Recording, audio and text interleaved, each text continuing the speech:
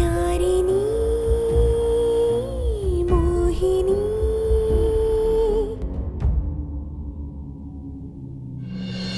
ನೀನು ಹಳೆ ನೀಲಾಂಬರಿನ ನೋಡಬೇಕು ಅಂದರೆ ಮಾಯನ್ ಕುತ್ತಿಗೆ ತಾಳಿ ಕಟ್ಟಿದ ಮೇಲೇ ಮುತ್ತು. ಅಲ್ಲಿ ತನಕ ನಾನು ಹೀಗೆ ದಂಡಿಸ್ಕೋತಾ ಇರ್ತೀನಿ. ಇಡೀ ಪ್ರಪಂಚದಲ್ಲೇ ನಿಮ್ಮಷ್ಟು ಮುಖ್ಯವಾದವ್ರು ನನಗಿನ್ಯಾರೂ ಇಲ್ಲ ಚಿಕ್ಕಮ್ಮ. ನೀನು ಇವತ್ತಲ್ಲ ನಾಳೆ ಮಾಯಾ ಕುತ್ತಿಗೆಗೆ ತಾಳಿ ಕಟ್ತೀನಿ ಅಂತ ನನ್ನ ತಲೆ ಮೇಲೆ ಕೈ ಇಟ್ಟು ಪ್ರಮಾಣ ಮಾಡು.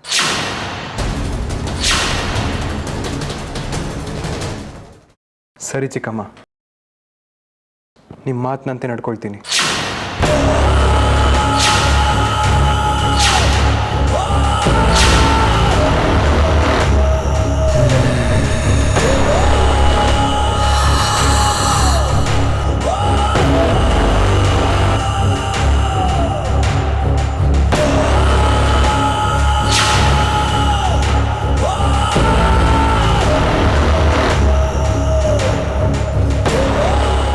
ಈಗ ಸಮಾಧಾನ ಆಯಿತು ಮುತ್ತು.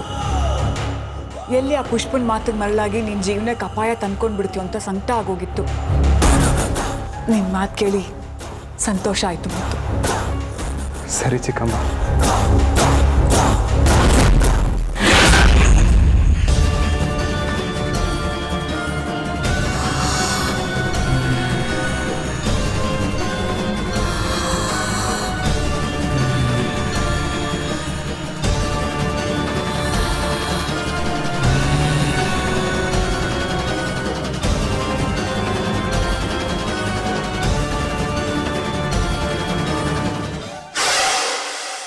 ಅಕ್ಕ, ಅವತ್ತು ನೀನು ಹೇಳಿದ್ದೇನು, ಇವತ್ತು ಮಾಡ್ತಿರೋದೇನು? ಮಾಯಾ ಕುತ್ತಿಗೆಗೆ ತಾಳಿ ಬೀಳೋದಕ್ಕಿಂತ ಮುಂಚೆ ನೀನು ನಿನ್ನ ಕುತ್ತಿಗೆಗೆ ತಾಳಿ ಕಟ್ಟಿಸ್ಕೊಳ್ಳೋದಿಲ್ಲ ಅಂತ ಹೇಳಿದ್ದೆ. ಆದರೆ ಈಗ ನೀನೇ ಉಲ್ಟಾ ನೋಡ್ಕೊಳ್ತಾ ಇದೆಯಲ್ಲಕ್ಕ. ಇಷ್ಟು ವರ್ಷಗಳಲ್ಲಿ ಮುತ್ತು ಯಾವತ್ತೂ ನನ್ನ ವಿರುದ್ಧವಾಗಿ ಮಾತಾಡ್ದವನಲ್ಲ. ಆದರೆ ಇವತ್ತು ದೇವಸ್ಥಾನದಲ್ಲಿ ನನ್ನ ವಿರುದ್ಧವಾಗಿ ಮಾತಾಡಿದ್ದಾನೆ. ಅದಕ್ಕೆ ನಾವು ತುಂಬ ಎಚ್ಚರದಿಂದ ಮುಂದೆ ಹೆಜ್ಜೆ ಇಡಬೇಕು. ಈಗ ನಾವೇ ಅವನ ದಾರಿಗೆ ಹೋಗಿ ನಮ್ಮ ಕೆಲಸನ ಸಾಧಿಸ್ಕೋಬೇಕು. ನನ್ನ ತಲೆ ಮೇಲೆ ಕೈ ಇಟ್ಟು ಪ್ರಮಾಣ ಮಾಡಿದ್ದಾನೆ. ಅವನ ತಲೆ ಹೋಗೋ ಪರಿಸ್ಥಿತಿ ಬಂದರೂ ಅವನ ಮಾತು ಮೀರೋದಿಲ್ಲ. ಇನ್ನು ಮುಂದೆ ಆ ಬೆಳ್ಳಿಯಿಂದ ನಮಗೆ ಯಾವುದೇ ತೊಂದರೆ ಇರೋದಿಲ್ಲ. ನಮ್ಮ ದಾರಿ ಸುಲಭ ಆಗತ್ತೆ.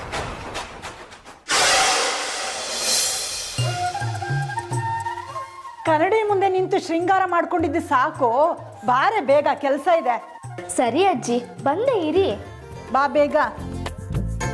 ಪೇಪರ್ ತುಂಬ ಬರೀ ಬೇರೆಯವ್ರ ಫೋಟೋಗಳೇ ಅವಪ್ಪ. ನಮ್ಮ ಫೋಟೋನ ಬರೋತ್ತರ ಏನಾದ್ರು ಕೆಲ್ಸಗಳು ಮಾಡಬೇಕು.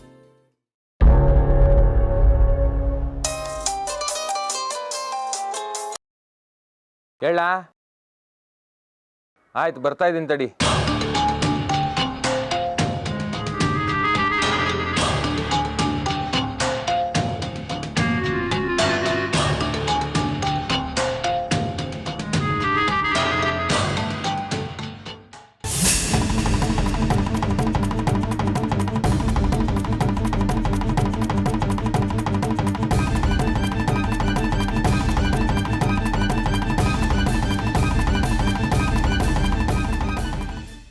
ಏನ್ ಮಾಡೋದು?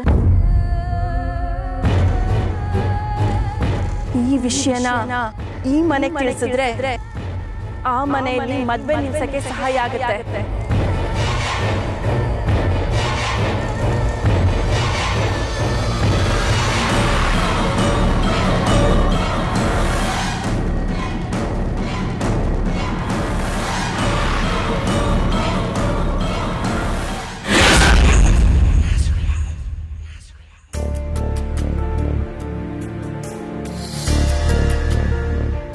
ಹೇಗಾದ್ರೂ ಮಾಡಿ ಹರಿಣಿ ಹತ್ರ ಕಳಿಸ್ಬೇಕಲ್ಲ ಇವ್ರನ್ನ.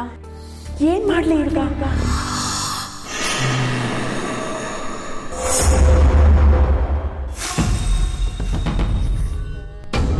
ಟವಲ್ ಎಲ್ಲೋಯ್ತು?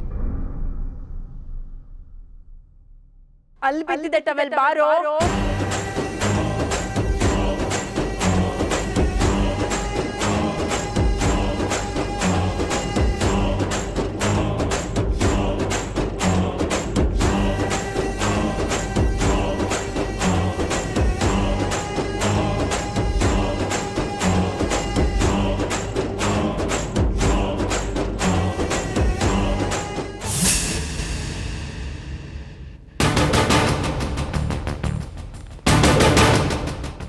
ಏಯ್ ಏನೇ ಮಾಡ್ತಿದ್ಯಾ? ಅದು ಹಾ ಹೇಳು.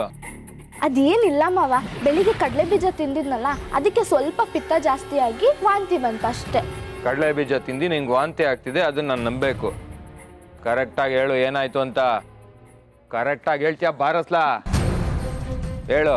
ಅಷ್ಟೇ ಮಾವ, ಇನ್ನೇನು ಇಲ್ಲ. ನಿನಗೆ ಹೀಗೆ ಹೇಳಿದ್ರೆ ಅರ್ಥ ಆಗಲ್ಲ ಅಲ್ಲ? ಎಡಿ.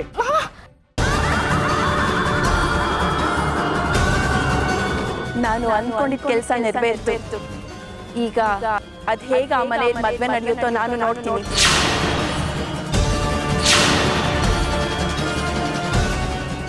ಮಾವ ಬಿಡಿ ಮಾವ, ಬೇಡ ಮಾವ, ಪ್ಲೀಸ್ ಮಾವ, ಪ್ಲೀಸ್ ಮಾವ, ಬಿಡಿ ಮಾವ. ಏಯ್ ಯಾರೇ ಅದು? ಯಾರು? ಯಾರು? ಯಾಕೆ ಹೊಡಿತಿದ್ಯಾ? ಏನಾಗಿದೆ ನಿನ್ಗೆ? ತಲೆ ಕೆಟ್ಟಿದ್ಯಾ? ಇವಳು ಮಾಡಿರೋ ಕಿತ್ತೋಗಿರೋ ಕೆಲ್ಸಕ್ಕೆ ಇವಳು ಹೊಡಿದಲ್ಲಿ ಇನ್ನೇನು ಮೆರವಣಿಗೆ ಮಾಡಿ ಊರಲ್ಲಿ ಕರ್ಕೊಂಡು ಸಮಾಧಾನವಾಗಿ ಹೇಳೋ. ನಿನ್ನ ಈಗ್ಲಿನ ಅಜ್ಜಿ ಅಜ್ಜಿ ಮಾಡ್ತಿದ್ದಾಳೆ ಇವಳು. ಅರ್ಥ ಆಗ್ಲಿಲ್ವಾ? ನಿನ್ ಮೊಮ್ಮಗಳಿಗೆ 3 ತಿಂಗಳು ಗರ್ಭಿಣಿ. ಬೇಕಾದ್ರೆ ಪಂಡಿತನ್ ಕರ್ಸಿ ತೋರ್ಸು, ಇಲ್ಲ ನೀನೇ ಕೈ ಹಿಡಿದು ನೋಡು. ನಿನಗೆ ಅವಾಗ ಸತ್ಯ ಏನು ಅಂತ ಗೊತ್ತಾಗುತ್ತೆ. ಬೇಡ ಅಜ್ಜಿ, ಅಜ್ಜಿ ಸುಮ್ಮನೆ ನಿಂತ್ಕೊಳೆ.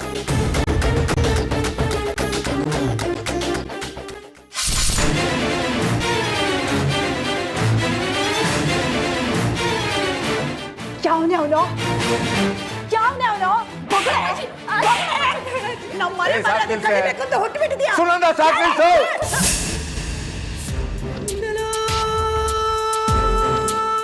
ಬರ ಈ ಕಡೆ. ಏ ಬಾರೆ. ಯಾರೇ ಅವನು? ನಿನ್ನನ್ನ ಕೇಳ್ತಿರೋದು ಹೇಳು.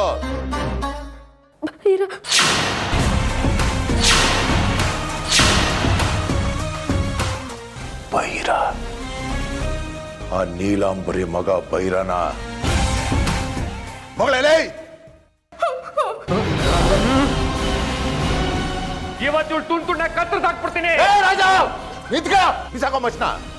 ಮಾತಾಡ್ತಿಲ್ವ ನಾನಿಲ್ಲಿ?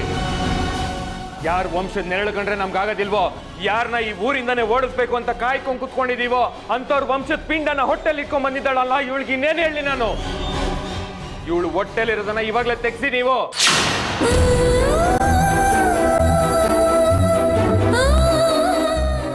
ಮಾವ ಬೇಡ ಮಾವ, ನಿಮ್ ಕೈ ಮುಗ್ದು ಕೇಳ್ಕೊತೀನಿ ಮಾವ. 2 ಕುಟುಂಬಗಳು ಒಂದಾಗ್ಬೇಕು ಅಂತ ನಂಗೆ ತುಂಬಾ ಆಸೆ ಇದೆ ಮಾವ. ಆ ಆಸೆಗೆ ತಣ್ಣೀರು ಎರಚಬೇಡಿ. ಮುಚ್ಚು ಬಾಯಿ ನೀನು. ಅಯ್ಯೋ ಹಾಳಾದವಳೆ, ದರಿದ್ರದವಳೆ. ಏ ಸುನಂದ, ಅವಳನ್ನ ದರಿದ್ರ ಅನ್ಬೇಡ.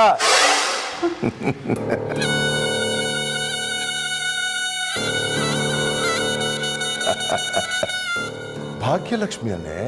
ಭಾಗ್ಯಲಕ್ಷ್ಮಿನ? ಏನಪ್ಪ ನೀವು ಮಾತಾಡ್ತಿರೋದು?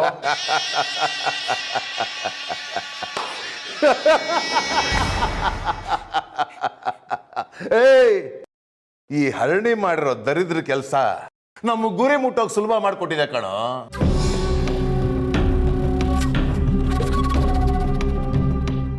ಅಷ್ಟು ತಲೆಗೊಳಿಲ್ಲ ನಿಮ್ಗೆ?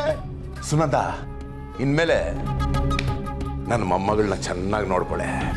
ಟೈಮ್ಗೆ ಸರಿಯಾಗಿ ಒಳ್ಳೆ ಊಟ ಹಾಕು. ಆ ಊಟದಲ್ಲಿ ಹಾಲು, ತುಪ್ಪ, ಬೆಣ್ಣೆ, ಮೊಸರು ಎಲ್ಲ ಸೇರ್ಕೊಂಡಿರ್ಬೇಕು. ಎಷ್ಟೇ ಆದ್ರೂ ಹೊಟ್ಟೆಲಿರೋ ಮಗು ಚೆನ್ನಾಗಿ ಬೆಳಿಬೇಕು ತಾನೆ. ನಿಮ್ಗೇನು ಹುಚ್ಚಿಡ್ದಿದ್ಯಾ? ಯಾಕೆ ಹಿಂಗ್ ಮಾತಾಡ್ತಿದ್ದೀರಾ? ಹೌದೇ ನನಗೆ ಹುಚ್ಚಿಡ್ದಿದೆ. ಸೇಡಿನ ಹುಚ್ಚು. ಅವಳಿಗಿಂತ ಶ್ರೀಮಂತನಾಗಿ ಅವಳ ಮುಂದೆ ಮೆರಿಬೇಕು ಅನ್ನೋ ಹುಚ್ಚು. ಮುಗೀತು, ಆ ನೀಲಾಂಬರಿ ಕಾಲ ಮುಗೀತು. ಇನ್ನು ಮುಂದೆ ನಮ್ಮ ಬಾವುಟ ಹಾರಿಸೋ ಕಾಲ ಬಂತು. ಈ ಗಾಳಿ ನೀರಿರೋವರೆಗೂ ನನ್ನ ಸೇಡಿದ್ದೇ ಇರುತ್ತೆ. ಅದನ್ನ ಇವಳು ಹೊಟ್ಟೆಯಲ್ಲಿ ಬೆಳಿತಿದೆಯಲ್ಲ ಆ ಮಗು, ಅದರ ಮುಖಾಂತರ ತೀರ್ಸ್ಕೊಂತೀನಿ.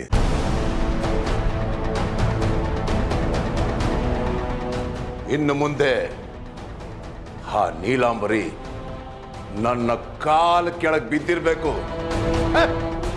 ಇವತ್ತಿಂದಾನೆ ಈ ಬೆಟ್ಟೇಗೌಡನ ದರ್ಬಾರ್ ಶುರು.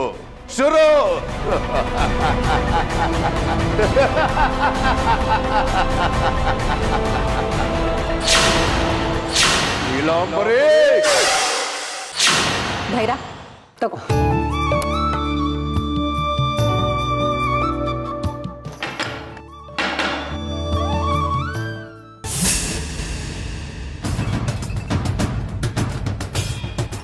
ಬೈರ ಅಂದ್ರೆ ಯಾರು ಇಲ್ಲಿ? ನಾನೇ ಬೈರ. ಏನಾಗ್ಬೇಕಿತ್ತು? ಅರೆಸ್ಟ್ ಮಾಡ್ರೆ. ಯಾಕೆ ಸರ್, ಇವನೇನ್ ತಪ್ಪು ಮಾಡಿದಾನೆ? ಏನೇ ಮಾತಾಡ್ದಿದ್ರೆ ಸ್ಟೇಷನ್ಗೆ ಬಂದು ಮಾತಾಡಿ. ಕರ್ಕೊಳ್ರೆ. ಅಮ್ಮ ಅಮ್ಮ ಅಮ್ಮ, ಬೇಗ ಬಾ ಅಮ್ಮ. ಯಾಕೆ ಶರ್ಮಿಳಾ, ಯಾಕೆ ಇಷ್ಟೊಂದು ಗಾಬರಿ ಆಗಿದೆಯಾ? ಅಮ್ಮ, ಪೊಲೀಸ್ನವರು ಬೈರನ್ನ ಕರ್ಕೊಂಡು ಹೋಗ್ಬಿಟ್ರಮ್ಮ.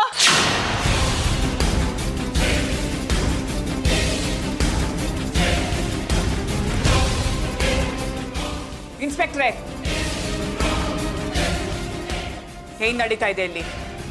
ಯಾರ ಮನೆಗೆ ಬಂದು ಯಾರ ಮಗನ ಅರೆಸ್ಟ್ ಮಾಡ್ಕೊಂಡು ಕರ್ಕೊಂಡು ಹೋಗ್ತಾ ಇದ್ದೀರಾ? ಏನೇ ಮಾತಾಡಿದ್ರು ಸ್ಟೇಷನ್ಗೆ ಬಂದು ಮಾತಾಡಿ ಅಮ್ಮ. ಕರ್ಕೊಂಬನ್ರೆ. ಅಮ್ಮ,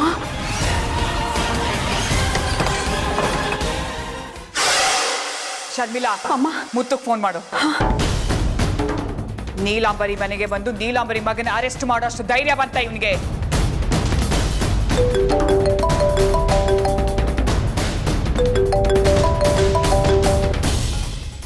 ಹಲೋ ಅಣ್ಣ, ಅಮ್ಮ ಮಾತಾಡ್ತಾರಂತೆ. ಮುತ್ತು, ಹಾ ಹೇಳಿ ಚಿಕ್ಕಮ್ಮ. ಪೊಲೀಸ್ನವರು ಮನೆಗೆ ಬಂದು ವಿನಾಕಾರಣ ಬೈರನ್ ಅರೆಸ್ಟ್ ಮಾಡ್ಕೊಂಡು ಕರ್ಕೊಂಡು ಹೋಗಿದ್ದಾರೆ. ಏನ?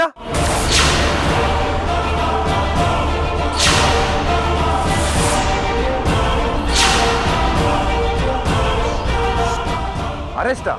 ಯಾಕೆ ಚಿಕ್ಕಮ್ಮ? ಗೊತ್ತಿಲ್ಲ ಮುತ್ತು, ನೀನು ಎಲ್ಲೇ ಇದ್ರೂ ಆದಷ್ಟು ಬೇಗ ಮನೆಗೆ ಬಾ. ಸರಿ, ಈಗಲೇ ಬರ್ತೀನಿ. ಬಂದೆ. ಶರ್ಮಿಳಾ, ನನಗೆ ಯಾಕೋ ಸಮಾಧಾನ ಆಗ್ತಾ ಇಲ್ಲ. ನಾನೇ ಹೋಗಿ ನೋಡ್ಕೊಂಡ್ ಬರ್ತೀನಿ. ಅಮ್ಮ ಬೇಡ ಅಮ್ಮ, ಅಣ್ಣ ಬರ್ತೀನಿ ಅಂತ ಹೇಳಿದಾನಲ್ಲ. ಅಮ್ಮ,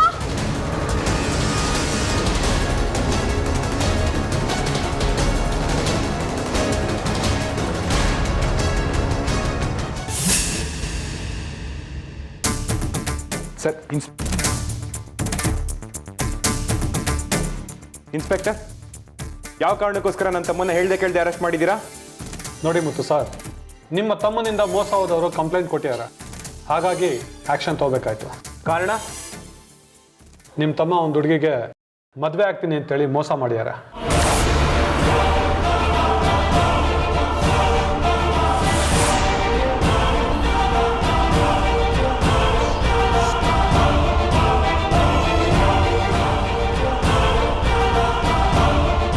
ನೀವು ನಮಗೆ ಗೊತ್ತಿರೋರು ಅಂತೇಳಿ ನಾನು FIR ಕೂಡ ಹಾಕಿಲ್ಲ. ನಾನು ನಿಮ್ಗೆ ಹೆಲ್ಪ್ ಮಾಡೋಕ್ಕೆ ಹೋದರೆ ನೀವು ನನ್ನ ಮೇಲೆ ಬೇಜಾರು ಮಾಡ್ಕೊಳ್ತಿರಲ್ಲ ಸರ್. ನನ್ನ ತಮ್ಮ ಒಂದು ಹುಡುಗಿ ಸವಾಸ ಮಾಡ್ತಾನೆ ಅಂತ ನನ್ನ ಕೈಲಿ ನಂಬೋಕೆ ಆಗ್ತಿಲ್ಲ. ಮೋಸ್ಟ್ಲಿ ಯಾರೋ ನಿಮಗೆ ತಪ್ಪಾಗಿ ಕಂಪ್ಲೇಂಟ್ ಕೊಟ್ಟಿರಬೇಕು. ಕಂಪ್ಲೇಂಟ್ ಕಾಪಿ ಇಲ್ಲೇ ಇದೆ ನೋಡಿ. ಆ ಹುಡುಗಿ ಬೇರೆ ಯಾರೂ ಅಲ್ಲ, ನಿಮ್ಮ ಕುಟುಂಬದವ್ರೆ.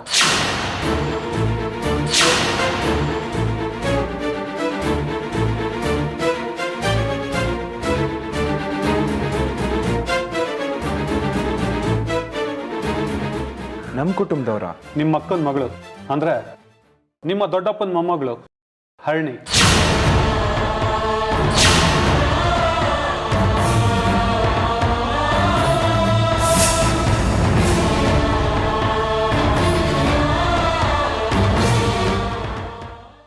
ಬೈರಾ, ಅವ್ರು ಹೇಳ್ತಾ ಇರೋದು ನಿಜಾನಾ? ಕೇಳ್ತಾ ಇದೀನಲ್ಲ, ಬಾಯ್ ಬಿಡು. ಅವ್ರು ಹೇಳ್ತಾ ಇರೋದು ನಿಜಾನಾ? ನಾನು ಹೆತ್ತ ಮಗನಾ ನೀನು? ಏನೋ ಆಯ್ತು ನಿನಗೆ? ಆ ಹುಡುಗಿ ಯಾರ ಮನೆಯವಳು ಅಂತ ಗೊತ್ತೇನೋ ನಿನಗೆ? ಮುತ್ತುನ ಕೊಲೆ ಮಾಡಕ್ ಪ್ರಯತ್ನ ಪಟ್ಟವರು, ನಮ್ಮನೆ ಆಸ್ತಿ ಪತ್ರನ ಕಳ್ತನ ಮಾಡಕ್ ಪ್ರಯತ್ನ ಪಟ್ಟವರು, ನಮ್ಮ ವಂಶ ನಿರ್ವಂಶ ಆಗ್ಲಿ ಅಂತ ಕಾಯ್ತಾ ಇರೋರು ಅಂತವ್ರು ಮನೆ ಹುಡುಗಿ ಜೊತೆ ಸಲಿಗೆಯಿಂದ ನಡ್ಕೊಂಡಿದ್ಯಲ್ಲ, ಸರಿನಾ?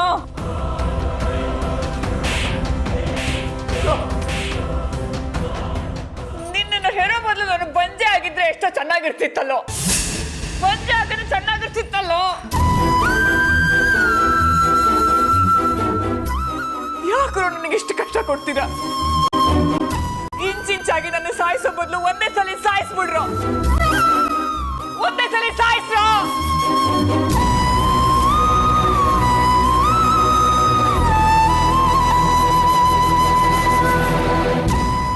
ಚಿಕ್ಕಮ್ಮ ಚಿಕ್ಕಮ್ಮ ಏನ್ ಮಾಡ್ತಾ ಇದ್ದೀರಾ? ಎಲ್ರು ನಮ್ಮನ್ನೇ ನೋಡಿ ನಗ್ತಾ ಇದ್ದಾರೆ ಚಿಕ್ಕಮ್ಮ. ಮೇಲೆದಳಿ ಚಿಕ್ಕಮ್ಮ. ಹೇಗೆ ಸಮಾಧಾನ ಮಾಡ್ಕೊಳ್ಳಿ ಮುತ್ತು? ಇಂಥ ಅಯೋಗ್ಯ ಮಗನ ಎತ್ತ ಮೇಲೆ ಇವನು ಮಾಡಿರೋ ತರಲೆ ಎಲ್ಲಾರ್ಗೂ ಗೊತ್ತಾಗಿ ಊರವ್ರ ಮುಂದೆ ಆಗೋ ಅವಮಾನ ಹೇಗೆ ಸಹಿಸ್ಕೊಳ್ಳಿ? ಅವ್ರು ಕೇಳೋ ಪ್ರಶ್ನೆಗೆ ನಾ ಹೇಗೆ ಉತ್ತರ ಕೊಡ್ಲಿ? ಅವ್ರ ಮುಂದೆ ತಲೆ ಎತ್ಕೊಂಡು ಹೇಗೆ ತಿರುಗಾಡ್ಲಿ ಮುತ್ತು? ಈ ಅವಮಾನ ತಡೆಯಕ್ಕಾಗ್ತಿಲ್ಲ. ಎಲ್ಲಾದ್ರೂ ಹೋಗಿ ವಿಷ ತಗೊಂಡು ಸತ್ತೋಗ್ತೀನಿ ನಾನೇ. ಚಿಕ್ಕಮ್ಮ ಹಂಗೆಲ್ಲ ಮಾತಾಡ್ಬೇಡಿ ನೀವು. ಸಮಾಧಾನ ಮಾಡ್ಕೊಳ್ಳಿ ಚಿಕ್ಕಮ್ಮ. ನೀವೆದೇಳಿ ಚಿಕ್ಕಮ್ಮ, ನೀವೆದೇಳಿ.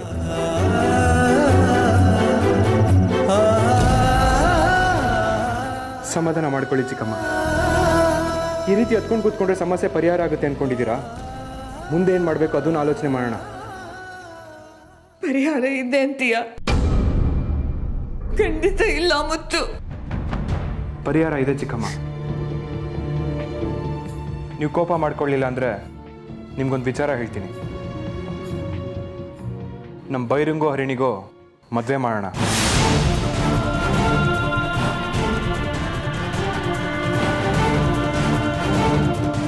ನಾವು ತಾಂಬೂಲದ ಸಮೇತ ಅವ್ರ ಮನೆಗೆ ಹೋಗೋಣ. ಹರಿಣಿನ ಬೈರಂಗ್ ಮದುವೆ ಮಾಡ್ಕೊಡಿ ಅಂತ ಕೇಳೋಣ. ಅವ್ರು ಖಂಡಿತ ಇಲ್ಲ ಅಂತ ಹೇಳಲ್ಲ. ನೀನು ಒಪ್ಕೊಂಡ್ರು ನಾನು ಒಪ್ಕೊಳ್ಳಲ್ಲ ಮುತ್ತು. ನಿನ್ನನ್ನು ಕೊಲೆ ಮಾಡಕ್ ಪ್ರಯತ್ನ ಪಟ್ಟಿರೋರ್ ಮನೆಯಿಂದ ಹೆಣ್ಣು ತರೋ ಅವಶ್ಯಕತೆ ನಮಗಿಲ್ಲ. ಇಲ್ಲ ಚಿಕ್ಕಮ್ಮ, ಈಗಿರೋ ಹಾಗೆತನ ನಿಲ್ಸಕ್ಕೆ, ನಮ್ಮ ಬೈರ ಮಾಡಿರೋ ತಪ್ಪನ್ನ ತಿದ್ದೋಕೆ ಇರೋದು ಇದೊಂದೇ ದಾರಿ. ಇಲ್ಲ ಮುತ್ತು, ನೀನು ಒಪ್ಕೊಂಡ್ರು ನಾನು ಒಪ್ಕೊಳ್ಳೋದಿಲ್ಲ. ನಿನ್ನನ್ನು ಕೊಲೆ ಮಾಡಕ್ ಪ್ರಯತ್ನ ಮಾಡಿದವ್ರ ಮನೆಯಿಂದ ಹೆಣ್ಣು ತಗೊಂಡು ಬರೋದು ನನಗೆ ಬೇಕಾಗಿಲ್ಲ. ಇವನು ಜೀವನ ಪರ್ಯಂತ ಜೈಲಲ್ಲಿ ಬಿದ್ದಿದ್ದು ಪರವಾಗಿಲ್ಲ. ಅವ್ರ ಮನೆಯಿಂದ ಮಾತ್ರ ಹೆಣ್ಣು ತರೋ ಅವಶ್ಯಕತೆ ಇಲ್ಲ. ನನಗೆ ಮಗ ಅಂತ ನೀನಿದೆಯಲ್ಲ ಮುತ್ತು, ನನಗಷ್ಟು ಸಾಕು. ನನಗಿರೋದು 4-5 ಜನ ಮಕ್ಕಳು. ಇವತ್ತಿಂದ ಬೈರ ನನ್ನ ಪಾಲಿಗೆ ಸತ್ತೋದ. ಬಾ ಮುತ್ತು ಹೋಗೋಣ. ಚಿಕ್ಕಮ್ಮ, ನೀವೇನೇ ಅಂದ್ರು ಬೈರ ನಿಮಗೆ ಮಗನೇ, ನನಗವನ ತಮ್ಮನೇ. ಅದನ್ನ ಯಾರೂ ಬದಲಾಯಿಸೋಕ್ಕಾಗಲ್ಲ. ಈ ರೀತಿ ಕೋಪದಲ್ಲಿ ದುಡುಕಿ ನಿರ್ಧಾರ ತಗೊಳ್ಳೋದು ಬೇಡ. ಹೇಗಿದ್ರು ಅವ್ನು ಮದುವೆ ಮಾಡಬೇಕಿತ್ತಲ್ಲ, ಇದ್ರ ಮುಖಾಂತರನಾದರೂ ಆಗಲಿ ಬಿಡಿ. ಹರಿಣಿನ ನಮ್ಮನೆಗೆ ತಂದ್ಕೊಳ್ಳೋದ್ರಿಂದ ನಷ್ಟಕ್ಕಿಂತ ಲಾಭನೇ ಜಾಸ್ತಿ. ಒಂದು ಅವಳ ಮುಖಾಂತರ ದೊಡ್ಡಪ್ಪನ ಮನೆಯವ್ರ ಜುಟ್ಟು ನನ್ನ ಕೈಲಿರುತ್ತೆ, ಜೊತೆಗೆ ಆಸ್ತಿ ಕೂಡ ನಮ್ಮಲ್ಲೇ ಉಳಿಯುತ್ತೆ. ಚಿಕ್ಕಮ್ಮ, ಏನು ಯೋಚನೆ ಮಾಡ್ತಿದ್ದೀರಾ? ಏನಿಲ್ಲಪ್ಪ. ದೊಡ್ಡಪ್ಪನ ಮನೆಗೆ ಹೋಗೋಣವಾ? ಅವಮಾನ ಆಗಲೇಬೇಕು ಅಂತ ಇದ್ರೆ ಆಗಲಿ, ಬಾ ಹೋಗೋಣ. ನಡಿ, ಬರ್ತೀವಿ ಬೇರೆ.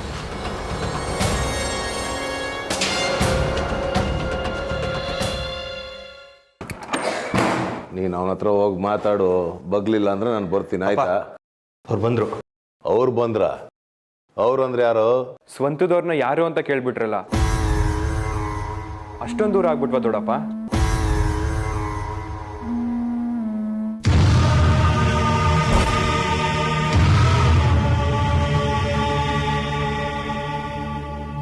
ಹತ್ರ ಇದ್ರಲ್ವಾ ದೂರ ಆಗೋದು. ಯಾವತ್ತು ನಿಮ್ಮಪ್ಪ 2ನೇ ಮದುವೆ ಆದ್ನೋ ಆವತ್ತೇ ಆ ಮನೆಗೂ ಈ ಮನೆಗೂ ನಂಟು ಮುಗಿದೋಯ್ತು. ಈಗ ಸಂಬಂಧ ನೆಂಟಸ್ಥಾನ ಎಲ್ಲ ಆಗದೆ ಇರೋ ಮಾತು ಬಿಡು.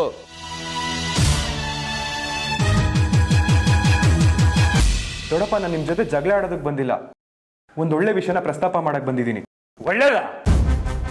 ನಿಮ್ಮಿಂದ ನಮ್ಗೆ ಯಾವತ್ತು ಒಳ್ಳೇದಾಗಿಲ್ಲ, ಆಗೋದು ಇಲ್ಲ. ನಾಚಿಕೆ ಇಲ್ದಲೆ ನಮ್ಮ ಮನೆ ಒಳಗಡೆ ಬಂದಿದ್ಯಲ್ಲ. ಹೇ, ನಾಳೆಗೆ ಬಿಗಿ ಹಿಡಿದು ಮಾತಾಡು. ಇಲ್ಲಿ ಬಂದಿರೋದು ನನ್ನ ಮಗ ಮುತ್ತುರಾಜ್. ಅವನ ಬಗ್ಗೆ ಇನ್ನೊಂದು ಹಗುರವಾಗಿ ಮಾತಾಡೋದು ಇಲ್ಲಿ ನಡೆಯೋದೇ ಬೇರೆ. ಚಿಕ್ಕಮ್ಮ, ನೀವು ಕೋಪ ಮಾಡ್ಕೊಳ್ದು ಸ್ವಲ್ಪ ಸುಮ್ಮನೆ ಇರಿ. ಅದೇನು ಅಂತ ನಾನು ವಿಚಾರಿಸ್ತೀನಿ. ನೋಡು ಅಶೋಕ, ನಾನು ಮಾತಾಡಕ್ ಬಂದಿರೋದು ದೊಡ್ಡಪ್ಪನ ಜೊತೆ. ಮಧ್ಯದಲ್ಲಿ ಮಾತಾಡದೆ ಇದ್ರೆ ನಿನಗೂ ಒಳ್ಳೇದು, ನನಗೂ ಒಳ್ಳೇದು.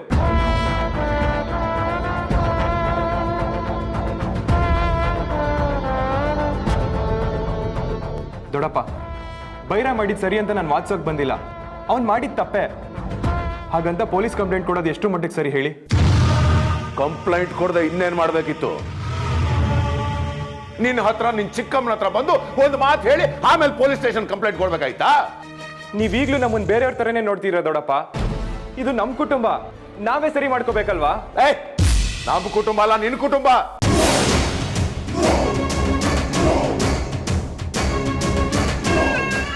ಎರಡು ಕುಟುಂಬದ ಮಧ್ಯೆ ಯಾವುದೇ ಕೋಪ ತಾಪ ಇಲ್ಲದೆ ಮತ್ತೆ ನೆಂಟರಾಗಿ ಬಾಳೋಣ ಅಂತಾನೆ ತಾಂಬೂಲದ ಸಮೇತ ಬಂದಿದ್ದೀವಿ. ದಯವಿಟ್ಟು ದೊಡ್ಡಪ್ಪ, ಹರಿ ನಿನ್ನ ಬೈರಂಗ್ ಮದ್ವೆ ಮಾಡ್ಕೊಡಿ.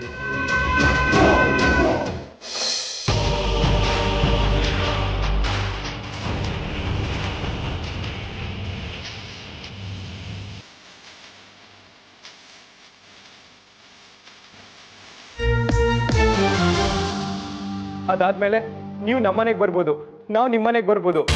ಹುಟ್ಟ ಅಣ್ತಂದಿರು, ಬೆಳೀತಾ ದಾಯಾದಿಗಳು ಅಂತಾರೆ. ಈಗ ನೋಡಿ, ಅಶೋಕ್ ಕಂಡ್ರೆ ನನ್ಗಾಗಲ್ಲ, ನನ್ ಕಂಡ್ರೆ ಅವನ್ಗಾಗಲ್ಲ. ಈ ರೀತಿ ದ್ವೇಷದಿಂದ ಬಾಳೋದಕ್ಕಿಂತ ಎಲ್ರೂ ಪ್ರೀತಿಯಿಂದ ಬಾಳೋಣ.